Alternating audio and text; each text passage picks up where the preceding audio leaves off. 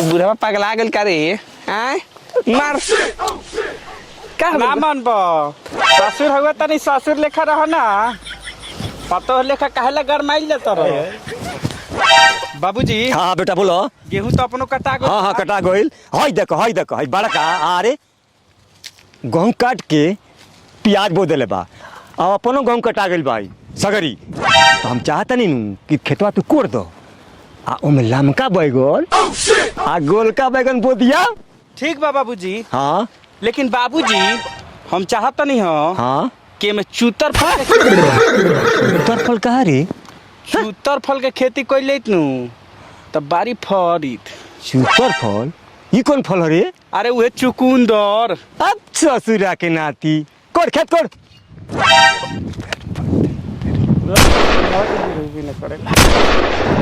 अरे सर पीछे तो ठोका ऊपर आता तो। बाबूजी हाँ इ तो डरेरवा पर लौंडे लेखा टेर हो गइल बा। का बोले हाँ लार लेखा टेर हो गइल बा।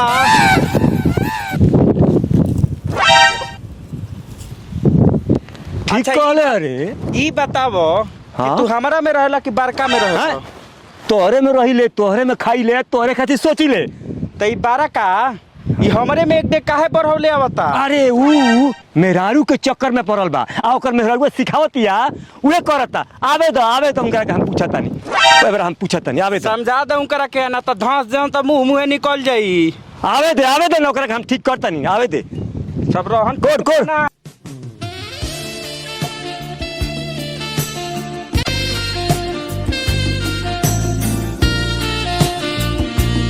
ए जी सुना तनी आई नहीं रहरिया में झुरा गइल हम तनी पीली। बाबूजी हाँ बेटा बुझाता कि हमर मौगी आइल बिया हो। बुझाता आइल भी उहे ही का दूं देखना। चल ना तनी तू पी ली हो। का पी लिए रे? पानी पी ली हो। हम तो समझिए कि कुछ और रे। माने खाली दिमाग वही में रहेला। चल चला ए काली आइल बरू हो। आई ना अपना ठंडा फ्रिज के पानी लेके आइल बानी तनी पी ली दो ना। ना तनी बाबूजी के पिया दे हम। अच्छा पानी ओके हाँ पियाई का बाबूजी तन पियावा ना पिया ना बैठबो रुक जा। रोकी ना बाबूजी तनी हमर पी ले दी मरद के करिया हो गेल देखा तनी केंगन कैसन लागल पनिया जी। बड़ा ठंडा बाबू ई हमरा फ्रिज में के है। अरे तन पिया ना दी। ला बाबूजी ला तू पी ला तू का याद करबो। रह दी ठंडा बानू कावना फ्री से लियल बरू बड़ी पाला बा। पता नहीं पियाज बा। हाँ देखो ना शाम के बटन ना दिया जी। हाँ ठीक बा। ए हाय डरवा सही लागेला तो कैसे लागेला? देख डरवा भाई जिंदगी भर हमनी में खइला। हाँ। ए भाई छोटका के पीछे देख लो। देखी हई बुढ़ावा के दोगला रे रारी रहिया ना हमरा में हैं? आइल बारू गांव भर मरवा के अइहो आइल बारू मरवावे। सुन लो अपन मेहरारू के समझा दो न तो का अच्छा ना होई। का समझाई हो? का भइल बा ए डरेरवा में? तारा नहीं खेलौ को आँखिया में लाड़ धसल बा लौका नहीं खे कि केना टेर भइल बा। तो टेढ़ होई ना जोताई तो। ई कौनो मतलब भई? हाँ तो कौन मतलब भइल? जब जोतबा तो एक डेग बढ़ले जइबो। कहाँ एक डेग बढ़ता है? तनी सोच समझ के बोली ठीक नु ढेर बोला तनी रहुआ घरिया। ए भोसरो तू चुप रह। होय देखी छाव धोते रंडी रे का भइल रे? हाय पादला के लड़का ऐसे पहले जिंदगी में हमारे पर रहल आज मेहर वाला भइल बा हई मेहर आ गइल बिया तो। रे भोर से कम कहतनी कि बड़का लइकवा हमरा पर काहे नहीं खे गइल? नाना जी नहीं यार महावीर वाला बानू।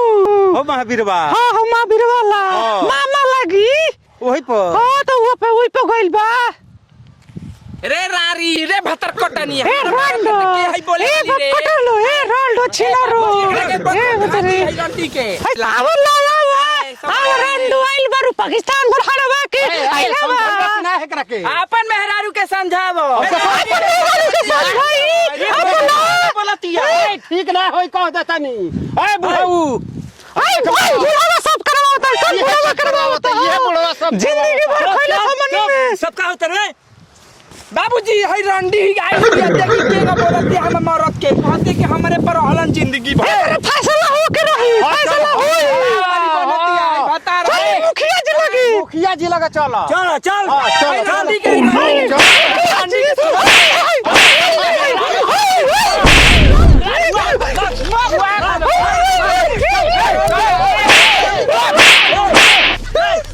चलो मुखिया जी लगे अच्छा ये बताओ लोग हमरा के कि दोनों जना काहे खातिर बोले लो मुखिया जी हई हमार ससुर के लइका हमारे में एक हाथ घुसा देता काची रे ऊ हमार खेतवा के डरेरिया ए मुखिया जी तनी चल के देखी इनकरा में घुसल बा कि हमारा में घुसल बा तनी हो त घुसवाई देखम तब तो उ तो जगह पर गइले पर मालूम चल के हाँ तो चली ई बारा तेज बढ़ जानी छिनरो ठीक बा चली रहुआ देखी हो जी तब पता चली देखम ले ले तो हां बढ़िया से दिखा दियन त मुखिया जी आही कतना बढ़ बढ़ के बोलतिया बोलतिया हो ए बोलत नहीं थे काथी बोलतिया हैं? बियाह हो गई तो बुझाता के हीरोइन आई भसरो आइल बाड़ी त नहीं कुका हां इ नेपाल के सोमिया पोखर आइल अरे मोटका ई तो सोनिया को ए तू चुप रहा दुगो बर बात करो था ठीक नु ए मुखिया जी बानी मुखिया जी के दोस्तों भइल बानी ना मैंने इन फानी साउंड इफेक्ट का लिंक पाकिस्तान इस वीडियो के सीमा है डिस्क्रिप्शन में दे दिया है अगर आप चाहें तो आप सब उस बुढ़वा लिंक तो का कहले बा मिल के ओने क्लिक से आए करके सारा जोड़ी इसे बड़ी आसानी से अपने मेहरारू के डाउनलोड ए कर सकते हैं।